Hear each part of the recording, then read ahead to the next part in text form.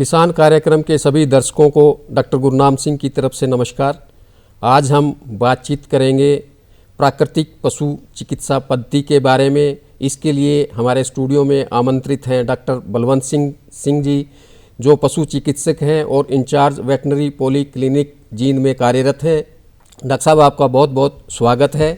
आज हम इस प्राकृतिक पशु चिकित्सा पद्धति के बारे में हमारे किसान भाइयों को विस्तार से जानकारी दें कि ये प्राकृतिक पशु चिकित्सा पद्धति क्या है, इसका क्या महत्व है और आज के समय में इसकी ज़रूरत क्या है।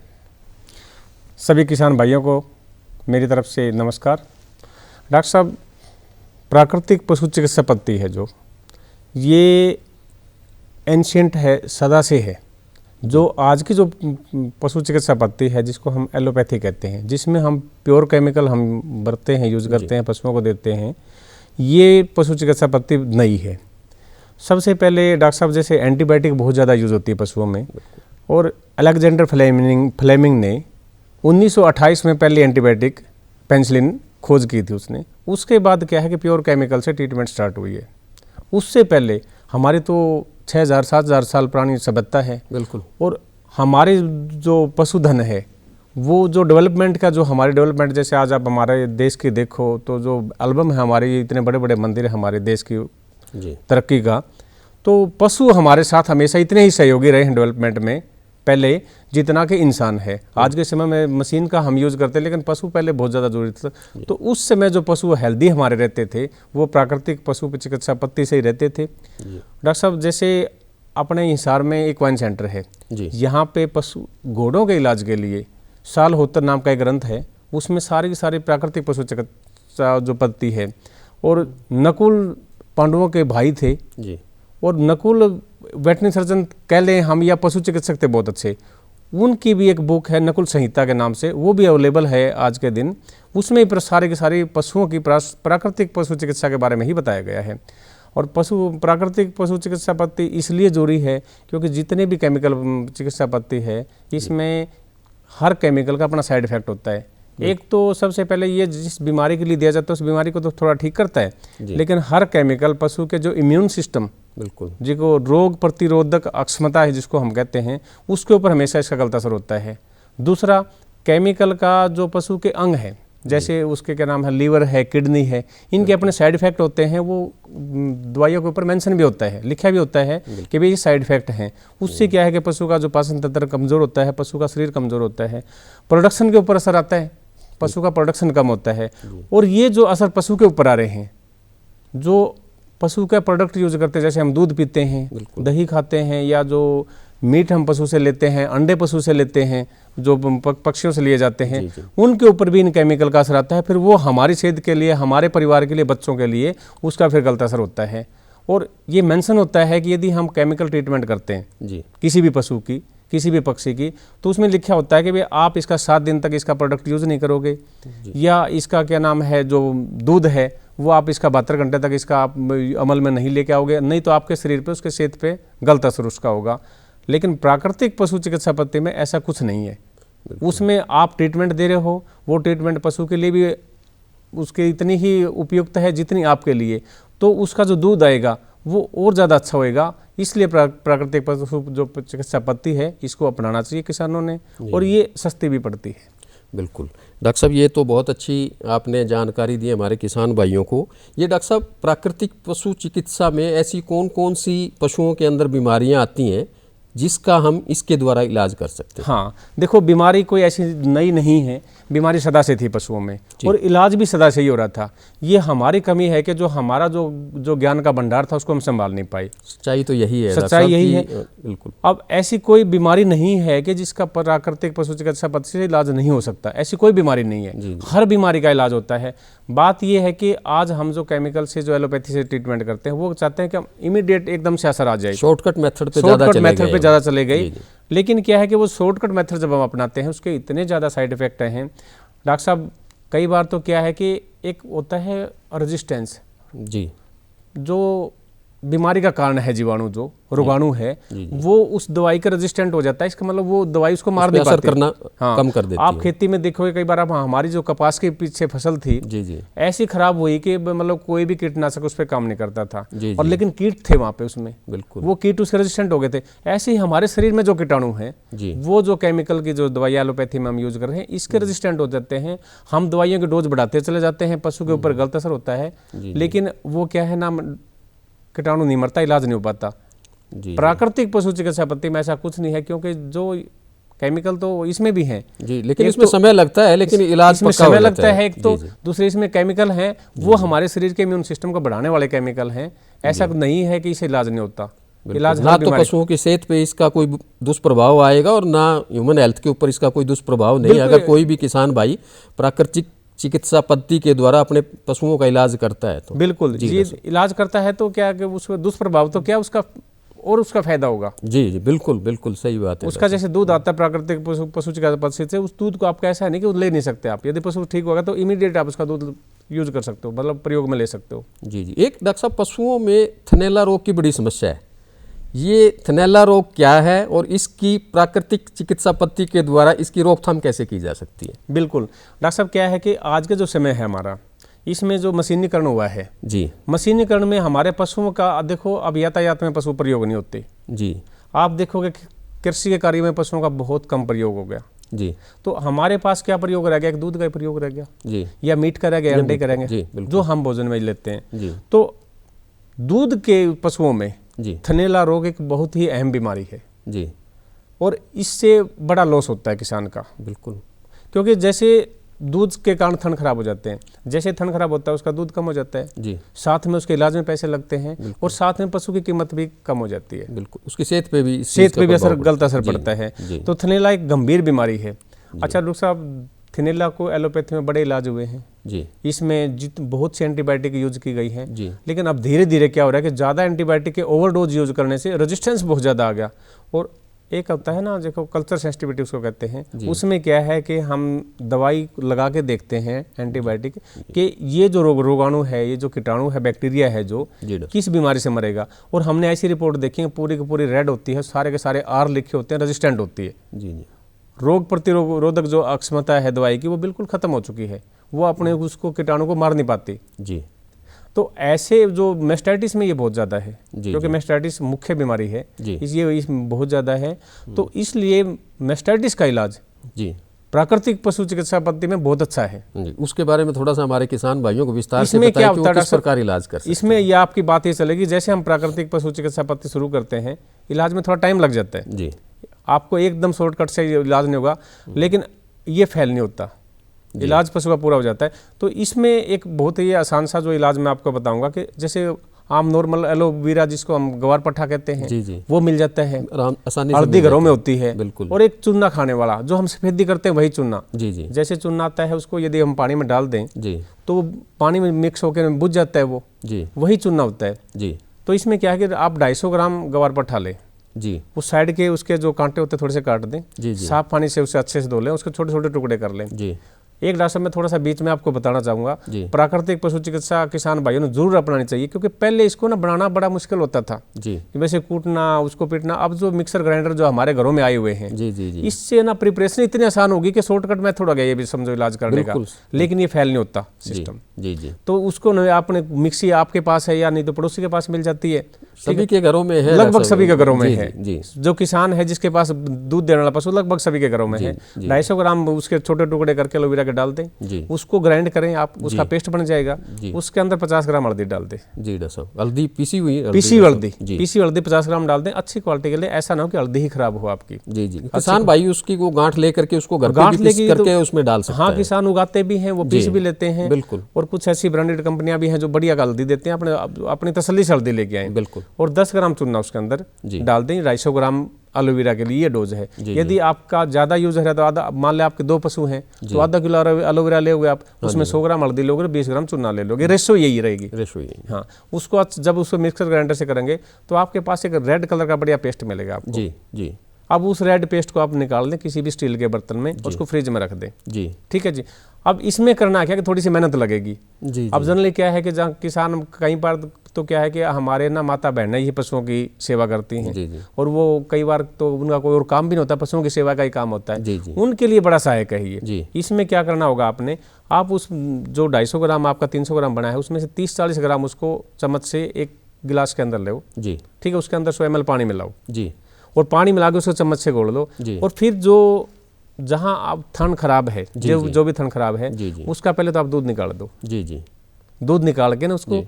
और उसके ऊपर इसका लेप लगा दो। जी, ये जो आपने क्वांटिटी बताई ये है, बताई 20 है, से 25 ग्राम 30 की क्वांटिटी है, उसको 100 ग्राम पानी के दूध अंदर 100 ml निकालने, पानी के 100 अंदर ml घोलने पानी के के साथ बाद मिला करके हाँ, और उसके थनों के ऊपर लेप कर दें। लेप कर दें। जी हल्का हल्का लेप हो जाएगा उसके जी ऊपर। जी अब वो थोड़ी देर में सूख जाता है, क्योंकि पानी के साथ लेप किया, इसमें कोई ऐसा तेल ताल तो है नहीं। जी जी बिल्कुल। तो 1 घंटे बाद फिर क्या डॉक्टर साहब, उसको ना वापिस फिर धो दे जी 1 घंटे बाद। जी उसके बाद उसका सारा जितना भी दूध है सारा दूध निकाल दें।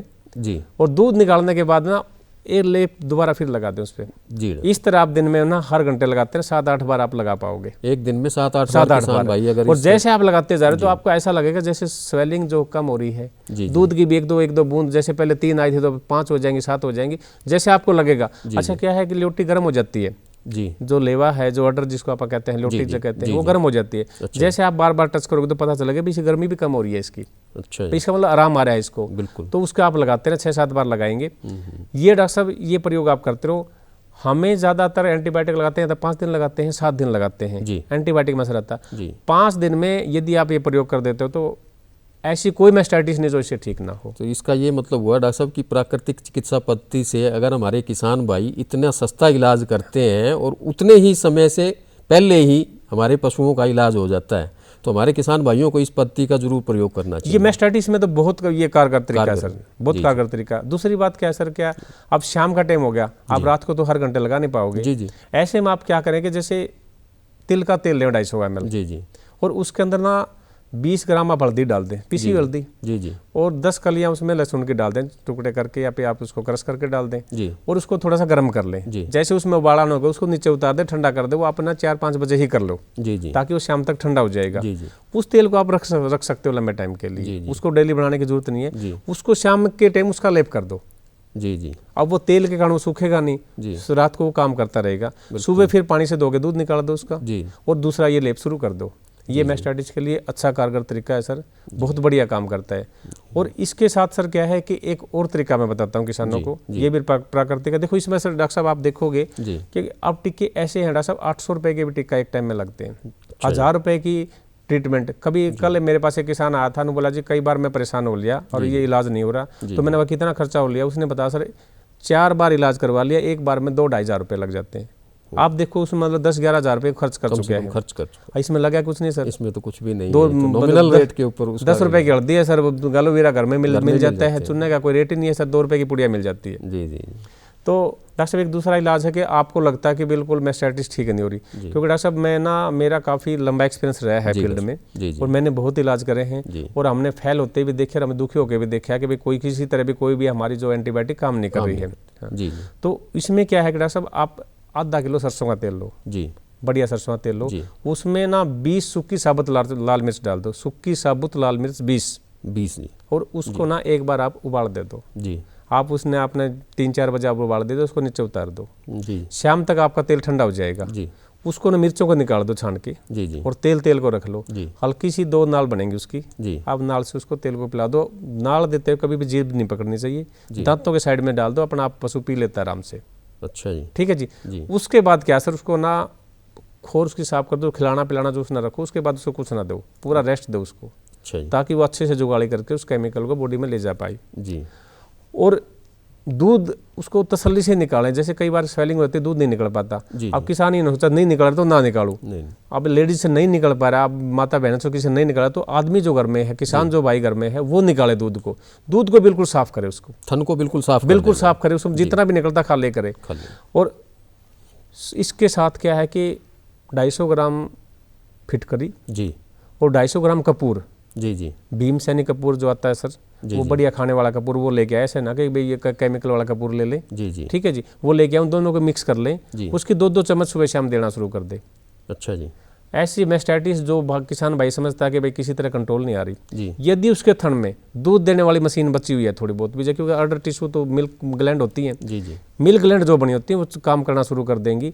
और ऐसा कोई नहीं आया आज तक जिसने कहा भाई इसी फार्मूला काम नहीं करे डॉक्टर साहब। जी डॉक्टर साहब, पशुओं में जो समस्या ज़्यादा रहती है वो दस्तों की समस्या भी काफ़ी रहती है। हाँ जी।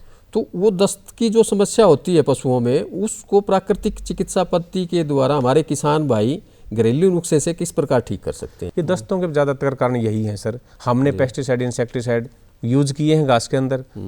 अदरवाइज क्या है कि जो हम जो चार्ट डालते हैं, हमने कितना कपास के अंदर पेस्टिसाइड यूज किया है, इंसेक्टिसाइड यूज किया है, वो सारी कंसंट्रेशन होकर सीड में आती है, और वो खाने से फिर क्या है कि हजमा खराब हो जाता है पशु का। जी जी। और इस मंच के माध्यम से डॉक्टर साहब हम ये भी शेयर करना चाहेंगे कि जो भी किसान भाई किसी भी प्रकार का केमिकल्स का यूज़ करता है, वो बिना सलाह के जो एक्सपर्ट हैं उनसे सलाह लेकर के ही वो बिल्कुल इनका प्रयोग करें। हर स्प्रे के ऊपर मेंशन होता है कि आप यदि चारे पे कर रहे हो तो कितने दिन बाद चारा खिलाना चाहिए। बिल्कुल इस बात का विशेष ध्यान रखें कि भाई पशु तो बोल कर नहीं बता सकता, नहीं बता मुझे कुछ होता है तो मैं कहता हूँ डॉक्टर साहब मेरे को तो और तरह का महसूस हो रहा है। जी जी। अब पशु ये किसको बताइए? जी जी। अब वो तो फिर मौत के साथ भुगतता है बेचारा, या दस्तों के साथ भुगतता है, कमजोरी के साथ भुगतता है, और पशु तो हमारे ऊपर डिपेंड है। जी जी। तो हमने उसकी भाषा को समझना पड़ेगा उसको क्या चाहिए। जी जी। तो इस बात का विशेष ध्यान रखें। मैं किसान भाइयों से रिक्वेस्ट करता हूँ, जो भी आप खेती में स्प्रे यूज करते हैं और जो घास के ऊपर स्प्रे यूज करते हैं, आप उसको विशेष ध्यान रखें कि आपने 15 दिन बाद खिलाना है या 20 दिन बाद खिलाना है, या बारिश के बाद उसको खिला सकते हैं, उसका विशेष ध्यान रखें। कोशिश तो ये हो हमारी कि घास वाली फसलों पे स्प्रे ना हो, नहीं करना चाहिए, नहीं करना चाहिए। इस प्रकार की रिकमेंडेशन यूनिवर्सिटी की तरफ से भी नहीं है। कई बार डॉक्टर साहब ऐसे भी आते हैं हमारे पास कि भी हमने स्प्रे नहीं किया, लेकिन क्या आता है स्प्रे तो बाड़ी में कर रहे हैं वो, लेकिन साथ में बरसीम खड़ी है। आजकल प्रेशर इतने तेज आए हुए सर, स्प्रे बहुत दूर तक जाता है। जी जी। हवा के साथ साथ मतलब पहले तो किसान करता था धीरे टंकी से, अब वो बात नहीं, वो ट्रैक्टर से स्प्रे करते बहुत दूर जाते हैं, और उस स्प्रे से भी कभी काफी नुकसान होता है पशुओं को। तो दस्तों की जो समस्या आती है डॉक्टर साहब, दस्तों की समस्या का भी प्राकृतिक चिकित्सा पद्धति में इलाज होता है। एक कारण तो ये है, दूसरा कारण ये है कि पेट में कीड़े हो जाते हैं। जी जी। पशु को इन्फेक्शन भी हो सकता है। जी। तो ऐसे में क्या करोगे डॉक्टर साहब, जैसे ना आप 100 ग्राम जीरा लो जी, और 100 ग्राम जीरा और 100 ग्राम लो आप उसके अंदर मेथी। जी जी। और इसको आप 5 ग्राम हींग डालो इसके अंदर। जी जी। और 5 ग्राम काली मिर्च सिर्फ, उसको एक ना छोटी सी कढ़ाई में आप उसको थोड़ा सा भून ले उसको। जी जी। जैसे चटक की आवाज लाने लग जाए ना सर, हमें लगे कि भाई 20-30% चटक चटक की आवाज हो गई इसके अंदर, तो उसको नीचे उतार के करस के उसका पाउडर बना ले। जी। पाउडर बना के सर फिर उसमें क्या करें सर, आप 2 उसके अंदर प्याज डालें जी, और 1 मुट्ठी आप कड़ी पत्ता सर। जी। कड़ी पत्ता जी जी मिल जाता है आसानी से, आसानी से मिल जाता है सर। ये पौधा भी ऐसा है, एक बार लग गया तो फिर वो होता ही है, अपने आप ही होता है। उसके नीचे बहुत पौधे हो जाते हैं। जी जी। कड़ी पत्ता के डालें, और सर 150 ग्राम गुड़। जी। इन सब को सर अच्छे से पहले उनको क्रश करके पाउडर बना लिया। इधर इनको पेस्ट बना लोगे आप, क्योंकि जब प्याज का तो पेस्ट ही बनेगा उसके कड़ी पत्ता के साथ और गुड़ के साथ। तो पेस्ट को और पाउडर को मिला के आप लड्डू बना ले। लड्डू बना के आप पशु को खिला दे। पशु के दस्त कम हो जाएंगे या तो रुक जाएंगे, कम हुए तो आप अगले दिन पे दे दो, और रुकी गई तो फिर आपको जरूरत नहीं पड़ेगी। तो ये एक बार देने से ही हो जाएगा डॉक्टर साहब, या 2-3 बार जैसे दोगे डॉक्टर साहब वैसे आपको इफेक्ट आएगा। जैसे बहुत पतला गोबर है तो कम पतला हो जाएगा। जी जी। और कम पतला था तो वो गोबर ठीक हो जाएगा। दूसरी बात इसमें कि जैसे हमने ये डोज बनाई कि एक बड़े पशु की। जी जी। अब मान ले छोटे पशु को देना तो आप समझ दो उसके वेट के हिसाब से, माँ का वेट का कितना भाई 20% है तो आप 20% डोज ले लो, 50% तो 50% डोज ले लो। जी जी। कई क्या है कि जैसे भेड़ बकरी के किसान हैं हमारे, कई सुअर वाले, आप जो शुक्र वाले हमारे किसान भाई हैं, उनमें दस्त लगे तो आप ये समझो कि जैसे 4-5 भेड़ एक भैंस के बराबर होती हैं सर। जी जी। तो ये जो हमने खुराक बताई है 100 ग्राम जीरा और 100 ग्राम मेथी वाली खुराक को पशु की वेट के हिसाब से कम कर, हाँ, ये 5 बेडों के लिए हो गए तो उसका 5वां हिस्सा एक बेड को दे दें। इस तरह पशुओं के दस्त ठीक हो सकते हैं सर। जी जी। दस्तों के लिए जी जी डॉक्टर साहब, ये डॉक्टर साहब पशुओं में थन के अंदर से पानी भी निकलना शुरू हो जाता है और सोजिश भी आ जाती है, तो प्राकृतिक चिकित्सा पद्धति से हम इसका किस प्रकार इलाज कर सकते हैं? ये डॉक्टर साहब जो पानी उतरने वाली जो समस्या है ना, जी जी, ये ज़्यादातर उस समय आती है जब पशु ब्याने के आसपास होता है। जी। ये नेचुरल है, क्योंकि जो अडर की डेवलपमेंट होती है जी जी, उसमें जो अडर की डेवलपमेंट के जो उसके अंदर जो साइटोकाइन्स बनते हैं वो जी, थोड़े जी। ज़्यादा बन जाते हैं, उसके बनने से उसमें पानी उतरने की समस्या कहते हैं। और इससे कोई ज़्यादा साइड इफेक्ट तो नहीं होते, जी, जी। लेकिन कई बार क्या है कि अडर इम्बैलेंस हो जाती है, जी जी अनडू प्रेशर से कई बार फटने के चांस रहते हैं। जी जी या कई बार क्या है कि उस स्वेलिंग से मैस्टाइटिस होने के चांस रहते हैं, क्योंकि स्वेलिंग आने के बाद जी जी पशु का जो थन का जो सुराख है वो खुला रहने लग जाता है। अच्छा जी तो ये अडर स्वेलिंग ना हो, पशु की अडर साफ सुथरी रहे, जी जी उसके लिए भी इलाज आप कर सकते हो। जी जी इसका बड़ा सिंपल सा इलाज है। आप 250 ग्राम तिल का तेल लो, जी जी 250 ग्राम तिल के तेल में 20 ग्राम आप हल्दी डाल दो जी और 5 कली लहसुन की जी छोटे टुकड़े करके आप जी जी उसके अंदर डाल दो जी और उसको थोड़ा सा आंच पे रख दो। जी और जब आप पकने की मैक्सी हमें पता चल जाता है कि पकने की मैक्सी आने लगी, जी जी तो उस टाइम उसको नीचे उतार लो। जी नीचे उतार के उसको चाहो तो आप छान सकते हो, उसको छान के उस तेल को रख लो, वो लंबे टाइम तक काम देगा आपका। जी इसके लिए फिर वो या माते बहनों पे हमें डिपेंड रहना पड़ता है, क्योंकि पशुओं की सर हमें पता है कि क्योंकि हम पशुओं के नज़दीक हैं। जी जी ज़्यादातर केयर हमारे घरों में हमारे महिलाएं- अपने हाँ महिलाएं महिलाओं के ही हाथ में होती है। जी जी तो उन्होंने क्या करना पड़ेगा, 4-5 बार उसकी ना जैसे वो जहाँ भी स्वेलिंग है जी जी उस पे हाथ से लगा के जी जी और गोल गोल घुमाते हल्के हल्के मालिश करनी पड़ेगी कई देर तक। जी जी 4-5 बार दिन में करोगे तो स्वेलिंग ठीक हो जाएगी। और अडर हम कहते हैं कि स्वस्थ अडर हो पशु की, क्योंकि दूध पे ही चलता है पशु। जी जी आज का देखो सर, पता है कि डॉक्टर साहब मैं आपको कहना चाहूँगा, जी जी पहले पशु पाँव पे भी चलता था, जी क्योंकि हम उससे बोझा ढोते थे, किसी खेत में काम कराते थे। आज का तो सिर्फ थनों पे चलता है। जी जी जिस पशु के थन चल रहे हैं वही पशु घर में चल रहा है, जी। अदरवाइज तो फिर उसकी कोई यूटिलिटी नहीं रहती। डॉक्टर साहब एक पशुओं में चिच्चड़ की बड़ी समस्या होती है, उस चिच्चड़ का इलाज प्राकृतिक चिकित्सा पद्धति से किस प्रकार हमारे किसान भाई कर सकते हैं? डॉक्टर साहब चिच्चड़ ना कई बार क्या है कि चिच्चड़ को लोग है ना, ये सच्चाई बात है कि बीमारी नहीं समझते। जी जी लेकिन मैं पशु चिकित्सक हूँ, मुझे पशुओं से प्रेम है, मुझे पता है चिच्चड़ से बड़ी कोई बीमारी नहीं है हमारी। जी जी जी जी क्योंकि जितनी भी ज़्यादातर ये बीमारियां हैं सारी की सारी चिच्चड़ से ही आती हैं। जी जी चिच्चड़ बहुत सी बीमारियों का वेक्टर है, जी जी साथ में ये खून भी चूसता है। जी और दूसरी बात क्या है कि सर फिर जब हम पशु रखे हुए हैं जी तो वह पशु रखो तो उसको परिवार का सदस्य समझो। जी जी अब एक परिवार के सदस्य को यदि चिचड़ी लग रहे हैं तो फिर वो हमारा सदस्य कैसे होगा? बिल्कुल तो चिचड़ों के लिए अब वही दिक्कत आती है रेजिस्टेंस की सर। जी जी जैसे खेती में हमने बहुत स्प्रे किए लेकिन फिर भी हमारे स्प्रे फेल हो गए। जी अब चिचड़ों के लिए जितनी दवाइयाँ हुई यूज की, एक तो वही केमिकल हैं जी जी जो इंसेक्टिसाइड यूज होते हैं, जी जी वो बड़े जहर वाले हैं। जी वो पशुओं की हेल्थ के ऊपर बड़ा गलत असर आता है उनका, जी। लीवर किडनी पे बहुत गलत असर आता है। दूसरा उसके प्रोडक्ट के ऊपर भी, जैसे दूध उससे ले रहे हैं जी या उससे मीट हम ले रहे हैं, उसके ऊपर भी गलत असर आता है। तो ऐसे में नेचुरल तरीके से हम पशुओं के चिचड़ों को मार सकते हैं। इसके लिए सर क्या है कि गोब्रच या वाच आता है, जी जी ठीक है सर, जी उसको ये जड़ आता ही जनरली मिल जाता है। पंसारी के आप जाओगे तो आराम से मिल जाता है। किसी भी पंसारी की दुकान पे जाएं तो या पंसारी की गोब्रच की दुकान जड़ पे मांगोगे ये तो आसानी से उपलब्ध है। आसानी से पंसारी के पास मिल जाता है। जी जी और उसको लेकर सर 10 कलियां उसके अंदर आप उसकी लहसुन की डाल लो जी और उसको अच्छे से बारीक पीस लो। जी जी इसके साथ सर उसके अंदर 20 ग्राम हल्दी का डालो, जी जी जी ठीक है जी। जी 20 ग्राम हल्दी डाल के सर और इसको बारीक पाउडर बना लो इसका, जी जी बारीक पाउडर बना के इसको और 1 लीटर पानी के अंदर घोल के छान दो। जी जी 1 लीटर पानी में छानने के बाद सर इसको, जैसे आजकल तो स्प्रे हैं जी जी जी तो घरों में मिल जाते हैं, पूरे शरीर पे स्प्रे इसका मार दो। जी जी और अदरवाइज स्प्रे नहीं है तो आप साफ कपड़े से भी पूरे शरीर पर लगा दो। जी चिचड़ मर जाएंगे, जी जी क्योंकि चिचड़ ना आसपास रहते हैं एनवायरनमेंट में, बिल्कुल बिल्कुल वो इधर उधर से आएंगे तो नेक्स्ट टाइम आपको लगते हैं जी जी तो वो आप दोबारा फिर लगा सकते हो। जी जी और 1 महीने की एक्टिविटी कर लो तो इसका कोई नुकसान नहीं है। जी। इसके फायदे ये हैं कि तो पशु की स्किन बहुत बढ़िया रहेगी, जी आपके दूध पे गलत असर नहीं आएगा, बिल्कुल पशु के शरीर पे कोई गलत असर नहीं आएगा। जी, और चिचड़ के लिए रेजिस्टेंस इसका पैदा नहीं कर पाया, ये चिचड़ मर जाते हैं इससे। जी जी बिल्कुल बहुत बढ़िया डॉक्टर साहब। एक जो जेर की समस्या बड़ी आती है पशुओं में, तो प्राकृतिक चिकित्सा पद्धति से हम इसका किस प्रकार इलाज कर लें ताकि किसान भाई इतना जल्दी, मतलब जेर के बारे में वो बताएं कि कई बार ना गिरने की वजह से भी किसान थोड़ा सा घबरा सा जाता है, तो उसके डॉक्टर साहब ये बिल्कुल सही कह रहे हो, क्योंकि जैसे ना कहावत है अपने, भाई जेर ना गिरी तो ब्याही ना समझियो। बिल्कुल। और डॉक्टर साहब मैंने ये भी देखा है कि जेर की समस्या जितनी नहीं होती भैंस को, ज़्यादा समस्या होती है किसान के पशुपालक को। जी जी वो ज़्यादा टेंशन में आ जाता है। बिल्कुल। मैं कई बार बताया रहे भैया जेर तो 300 दिन से इसके अंदर ही थी, जी जी इतनी टेंशन क्यों ले रहा है, बाहर से थोड़ी डाली है हमने कोई। सही बात। अब ये शरीर में इतनी हानिकारक होती तो पहले भी कुछ ना कुछ नुकसान कर सकती थी। जी जी डॉक्टर साहब जेर में एक्चुअली क्या है कि इन्फेक्शन के कारण ही दिक्कत आती है। जी जी और जेर गिराने के बाद एक क्या है कि हमें एक पशु की केयर करनी पड़ती है। वो भी ऐसा होता है भाई पशु भी फ्री और मैं भी फ्री, जी, मैं अपना काम कर सकता हूँ, इसलिए जेर की ज़्यादा चिंता करते जी, हैं।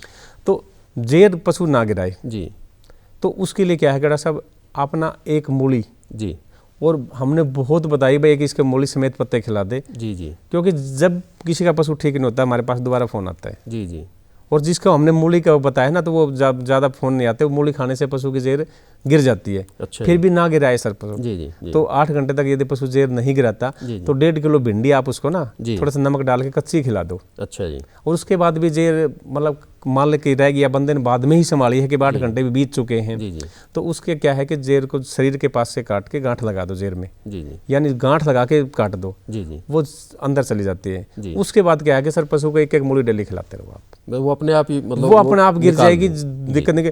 लेकिन एक बात का विशेष ध्यान रखें, हाथ से कभी जेर ना निकालें, खींचने की कोशिश ना करें। खींचने की भी कोशिश ना करें। हाथ से कई हाथ डाल के अंदर से जेर निकालते हैं, वो प्रैक्टिस गलत है। माल प्रैक्टिस यूज हुई है, जी जी वो समझो आपका फिर ब्यात पशु खराब, का नुकसान हो सकता है। ब्यात खराब ही हो जाएगा सर, जी जी दूध नहीं दे पाएगा। जी जी क्योंकि जेर का और बच्चेदानी के इन्फेक्शन का सबसे पहला असर दूध पे, दूध सूख जाएगा, जी, जी। लोटी छोटी सी हो जाएगी, जी, जी। और लंबे टाइम रहेगी तो उसके पाँव खराब हो जाते हैं। एक डॉक्टर साहब, पशुओं में मुंह खुर की बड़ी समस्या आती है, तो इस पत्ती से किस प्रकार इलाज कर सकते हैं? हाँ डॉक्टर साहब, मुंह खुर की तो देखो वैसे तो ये है ना समस्या, हमने काफ़ी कंट्रोल कर ली है। जी जी पुराने टाइम में तो बहुत ज़्यादा रही है समस्या, कंट्रोल कर ली है, क्योंकि अब इसकी वैक्सीन अवेलेबल है, जी जी इसकी वैक्सीन अवेलेबल है।